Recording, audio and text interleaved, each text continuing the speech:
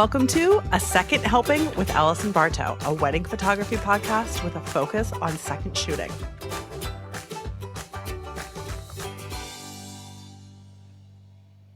Welcome to Second Story.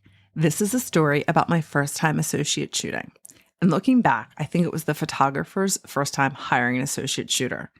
I was booked 6 months prior to be the lead shooter and have a second shooter. The wedding was at Catalpa Grove, which is an event venue in Lakewood, Pennsylvania, and it's located 80 miles and 2 hours away from me.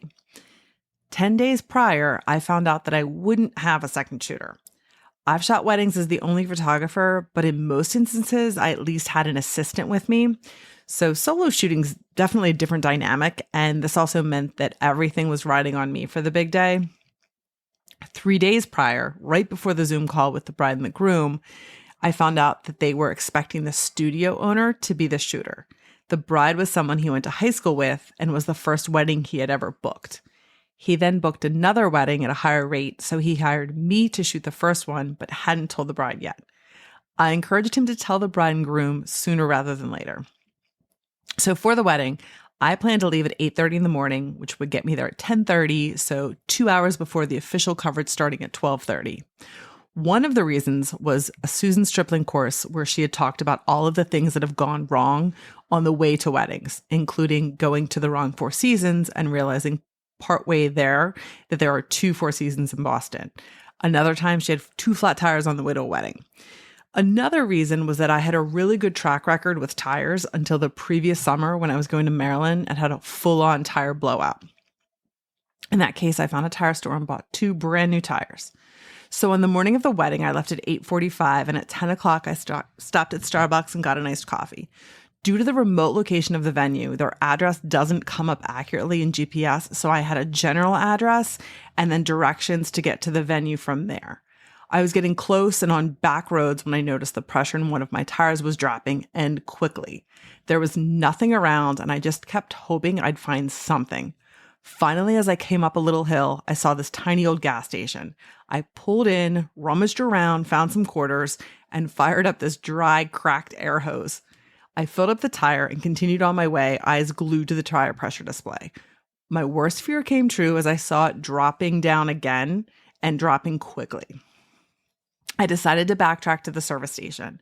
I went in, bought some iced tea, and then asked nicely if they could make change so I'd have some more quarters.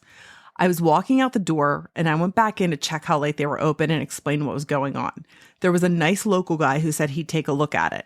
So I pulled across the street and he pointed out what looked like just a big piece of gravel in my treads on the inside of the tire. So just like really hard to see in there. And I could barely make it out. So he marked the spot on the tire with a red Sharpie so that after I had driven again and parked, I'd know where to find it. So when I looked up, I saw that there was a sign for Catalpa Grove and realized that I had pulled across the street and onto the entrance road to the property. So I had been so focused on finding a gas station that I hadn't even seen the sign the first time I was there. So I was also really relieved to know that there would be a gas station that close to the venue because I was worried that I'd have a completely flat tire at the end of the night. So I arrived on site at 10:54. I called AAA. I made sure I was parked with the marked tire in the right position. I called my husband. Then I put on my sunglasses and did a brief meditation to just calm my nerves and get recentered. I took all my gear in and I got set up. So I was still an hour ahead of schedule. I introduced myself to the bride and got her jewelry to do some detail shots. I didn't say anything about my tire because they didn't need to know, nor should they care. The AAA guy called right away and he ended up getting there before noon. So I'd parked towards the end of the lot because I didn't want to be right at the entrance. So he jacked up my car and he got to work. I shot some jewelry shots on a stump right next to my car just until the AAA guy had everything he needed from me. Like I wanted to be there to make sure I could answer any questions he had, but I also wanted to be shooting at the same time. So then I went inside and I was getting some decor details and I heard a bridesmaid yell, "Where's the photographer?" I looked at my watch. It was just afternoon. I was still 30 minutes ahead of schedule and she'd already met me. I went over to the bridal suite to see what they needed. This bridal suite was tiny. I think bridal suites probably look a reasonable size when they're empty, but once they're filled with all of the dresses, bags, getting ready outfits, shoes, drinks, food, etc., they get quickly cramped. This one had the bride, 5 bridesmaids, the hair and makeup artists, and a few other people. So the hair and makeup artist was using the chair right inside the door, which opened into the room. The only way to shoot the one angle was to squeeze into the corner, kind of on top of the trash can. There was like a beam or a support there, so you couldn't move the trash can any further. So you just kind of had to wedge yourself in there with it. So then the dad came in, he was looking around, then looked out the window and said, "Whose car is that with the tow truck?" So then I had to say, "Oh, it's mine. I just have a little tire issue. That's AAA." And then we changed the subject.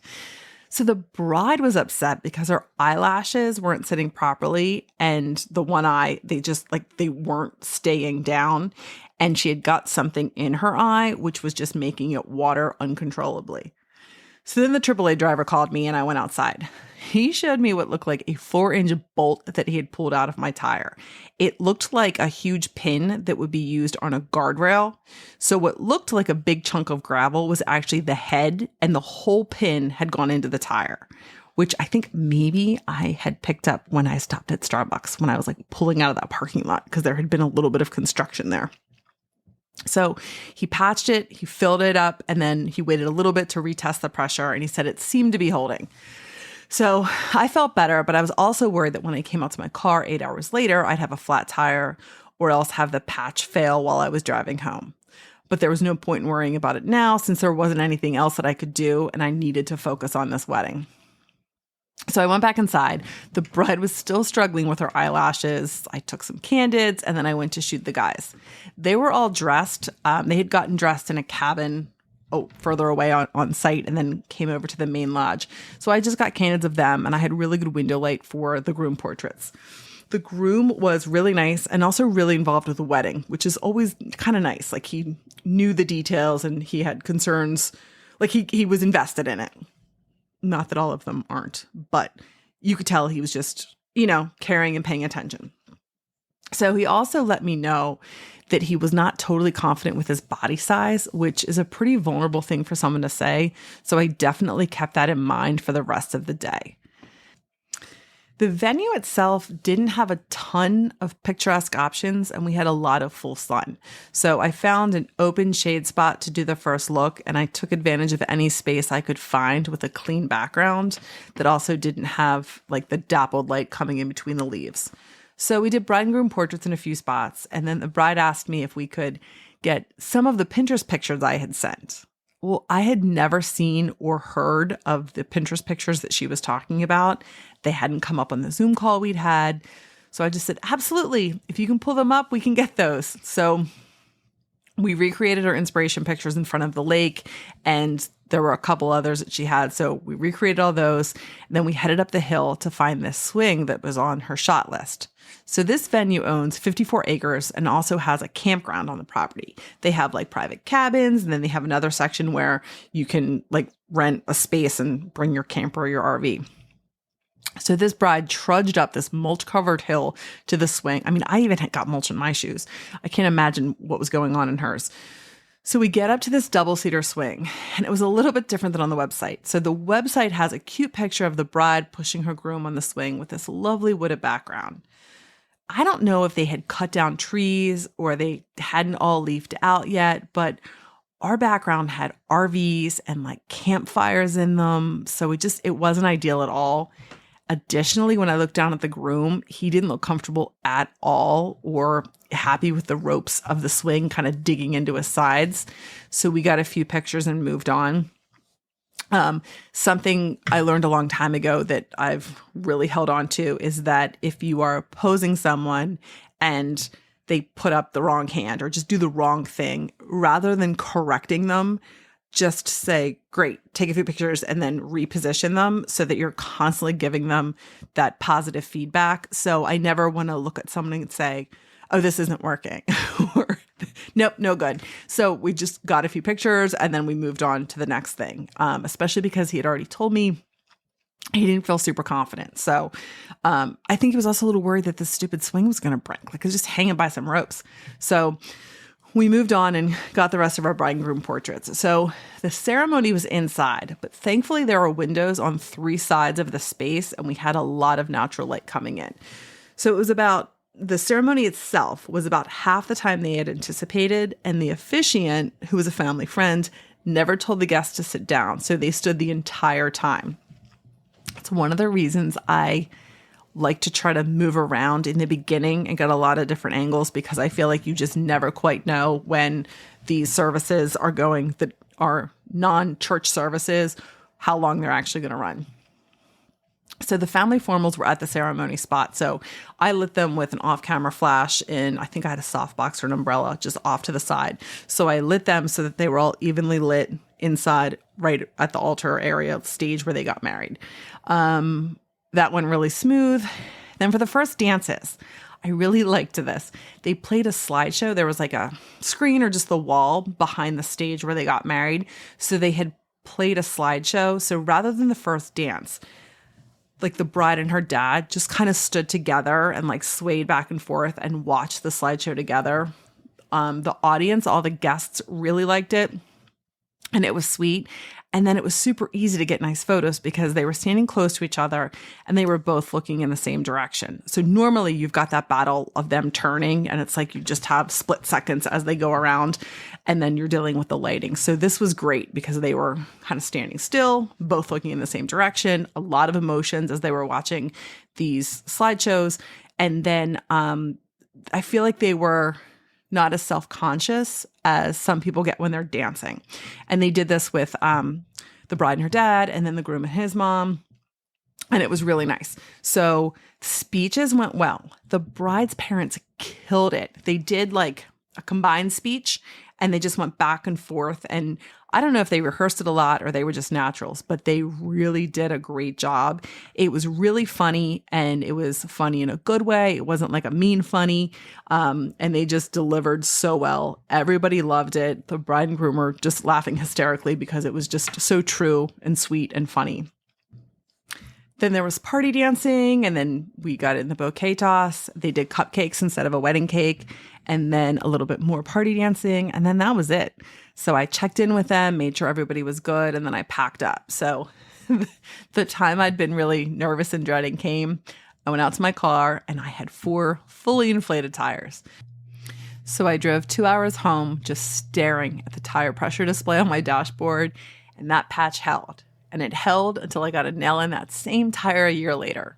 So the tire that had been fine and I replaced in Maryland just to be safe and have 2 even tires, ended up getting the bolt and then a year later a nail in it. So then I had to replace the tires again. So it worked out. My takeaways. So you don't know what you don't know oftentimes until it's too late. Always ask questions and set expectations. Communication is key. I tend to over-communicate, which isn't always good, but it also means I expect people are communicating everything and then some to me. So I have to remind myself to ask questions, even if they may seem obvious or something that would have, clearly been mentioned. So I think I'm always still learning that everybody communicates differently, different styles of communication, different levels of communication, depth of communication, clarity of communication. Also, understand that you'll never have all of the information, but also every experience teaches new questions to ask and things to inquire about. So I find that almost every wedding, I'm kind of learning something else to kind of keep in my mind that you may need to go over with a bride and groom, or else look out for little signs that there might be a follow-up question to something. Everybody is different and everybody has a different workflow. So I like to use a questionnaire and have all that information back like a month or so before the wedding.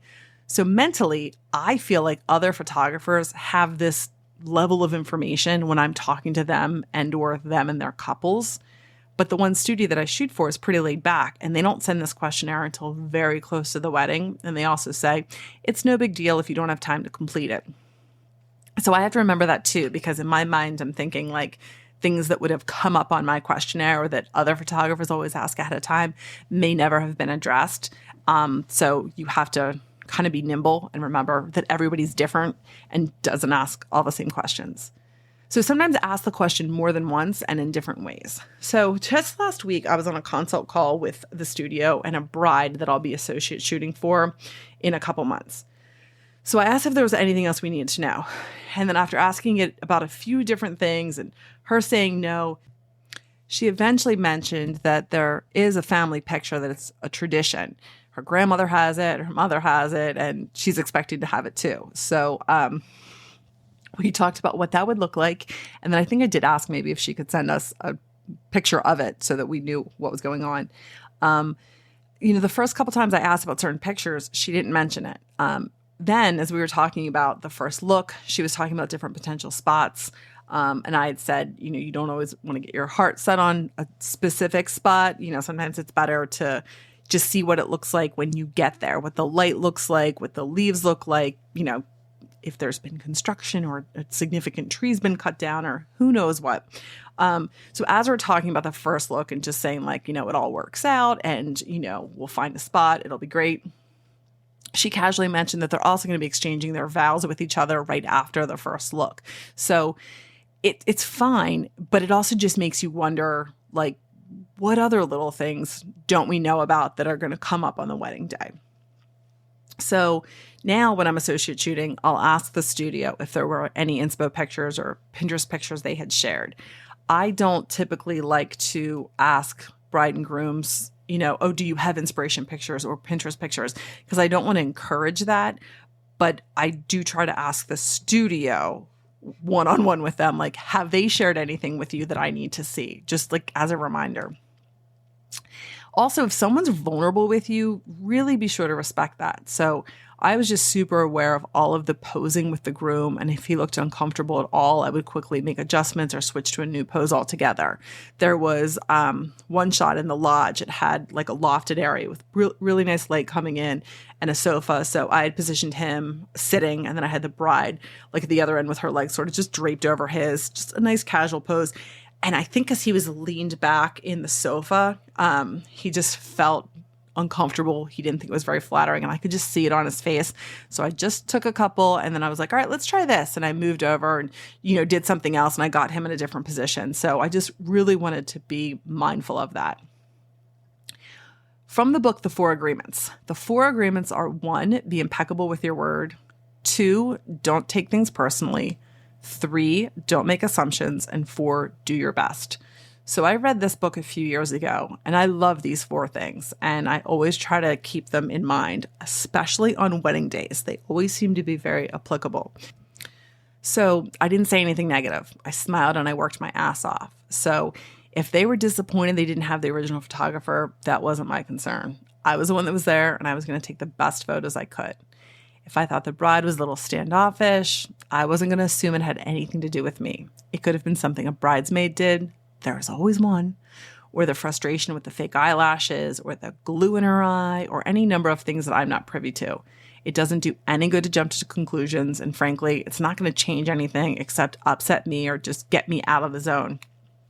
And then just do your best, which is what I did. I was present and dialed in the whole time. I put the Tyra situation in the back of my mind and did everything I could to create great photos for them. So that was my first time associate shooting. I think that there were a few things that were challenging, things that you couldn't have anticipated that went wrong, or speed bumps, if you will.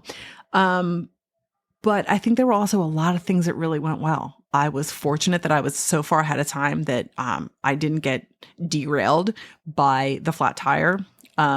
Just the sheer luck that I found this stupid little service station out in the middle of nowhere, and then kept driving. And when the tire pressure dropped, I circled back and then was right where I needed to be. If I hadn't, I probably would have been driving further trying to find this place. So that was fortunate. The AAA guy got out there right away. The light in the venue was really nice. Like I said, it was on 3 sides, and even the second story had windows that looked down. So it was 2-story open, lots of windows, and that was great. What didn't go well, I feel like I probably shot, I know I shot super safe. Just being the only one there, just really feeling like I had to get all of those safe shots. Now, if I were doing it, I think I would have been a little bit more adventurous or creative, but I really, it was the first wedding of the season. just being all on my own. Because even if you have an assistant, it's someone that can like run and grab something, or they can overhear something and give you a heads up, like if there's a problem or something to look out for, or just any sort of help. So, it's a lot when you're on your own. And there's no one really to talk to that's going to understand what you need to talk through or whatever. So that's a lot. But, I lucked out. The weather was good. It wasn't hot. It wasn't cold. The families were very nice. Like I said, the groom was into it. So, so many things went well. The fact that I didn't have to use my flash after the family formals was probably good because I didn't have to mess with a lot of my settings. I've learned a lot about flash since then. So I was fortunate that at that time I didn't have to depend on flash because it would have been more difficult. So all in all, there ended up being a lot of things that I'm super grateful for that happened that made the day go smoother than it could have gone. So I'm very fortunate in that, and I learned a lot with my first time associate shooting. So if you're still listening, that means you made it through the whole episode. So thank you very much. And if you haven't already, please follow this podcast. And if you can, I'd appreciate an honest rating and review. Thanks again, and stay focused.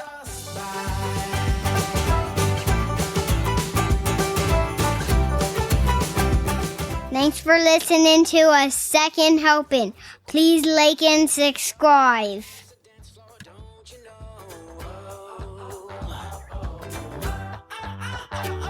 Hey, there's electricity in the air, so come join the party if you dare. 'Cause you and I, oh yeah, we could fly so high.